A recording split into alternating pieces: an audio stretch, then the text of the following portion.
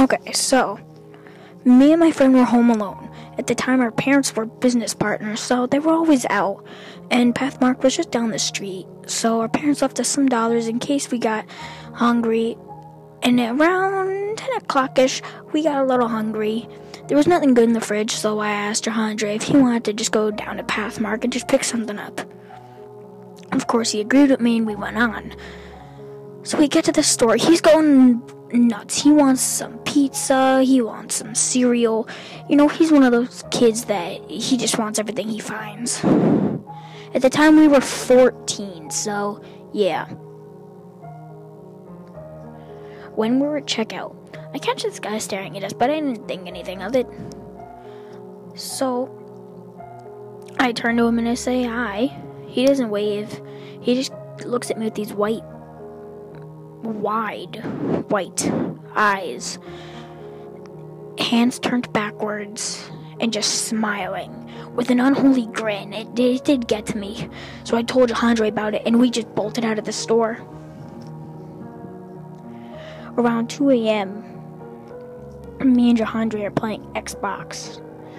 Totally forgot about the man. We're playing Call of Duty at all hours of the night, and we hear a big boom in the basement.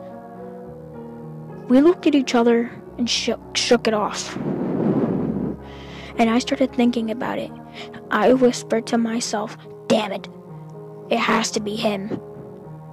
I only assumed this because someone was in the house, and I knew it was because I knew it was him because that guy was just staring at us like he wanted to do something.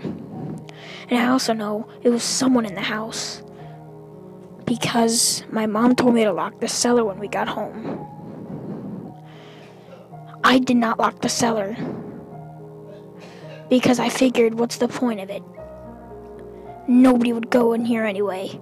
And I was wrong. Somebody got into the cellar, into the basement, and started walking up each step. I told Jahandre, we turned off the TV, the lights, grabbed the largest knife we can find, and the phone, and we walked upstairs.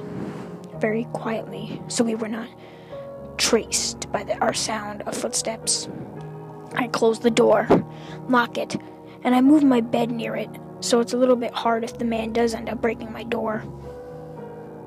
Eventually it was just silence, so I thought it was just in my head that I was making all this stuff up, but I was way wrong. We heard footsteps on the main floor. We had thought maybe an animal got in because we didn't want to think negatively. So I was going to go down there and go confront whatever was there, but I was thinking to myself, imagine if this was a guy with a gun, a knife, and all that imagine stuff. I'd be screwed. So I just stayed, and I told him to call the police. He said he wasn't until we figured out what it was. So eventually, we waited a few. Silence. Then,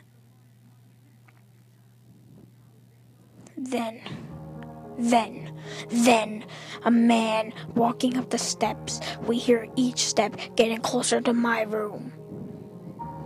I was absolutely scared. My heart was dropping to my chest as I said, call the damn police. There's a man outside our damn door. Jahandre was frozen. I didn't know what happened. He just froze up, like something scared him to death. I said, call the police. Why aren't you doing anything? He looked at me with the most unsettling frown. He said, Jake, the phone line.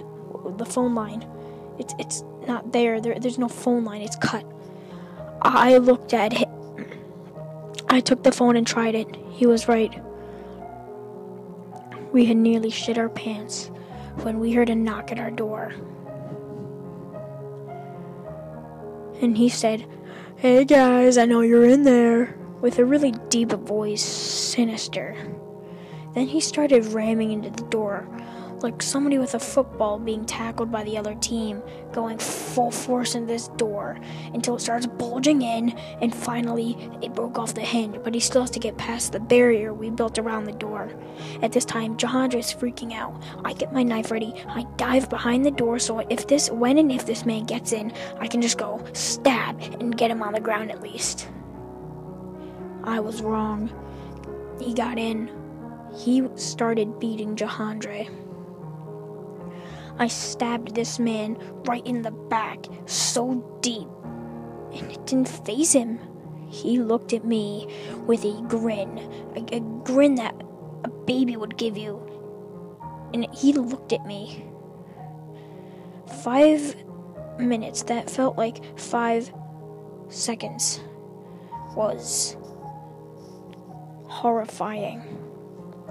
He continued looking at me, threw me across the room, and continued beating Jahandra. Somehow I managed to get out of the room as quietly and as fast as possible. My dad kept a shotgun in his room because of culturalistic reasons. On New Year's Eve, we'd fire up a shotgun bullet into the air on New Year's Eve once the ball went up. So I knew where he kept his ammo and everything. I loaded and I shot this son of a bitch right out the window. He fell. I looked at him and he looked at me. Again, he didn't look like he was fazed, but I thought it would be enough where I can go confront him since I had my gun.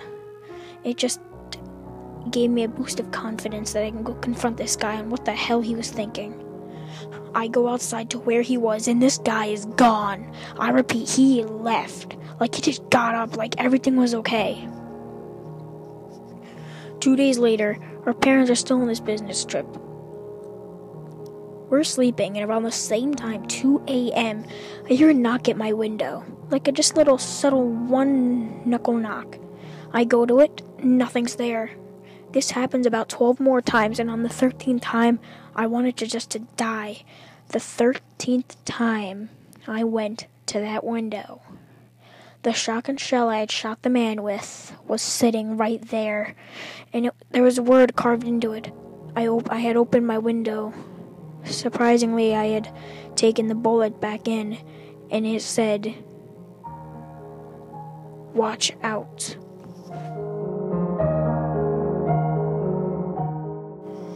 This song belongs to Myuuji. This is not my song. Credit belongs to him, Myuuji.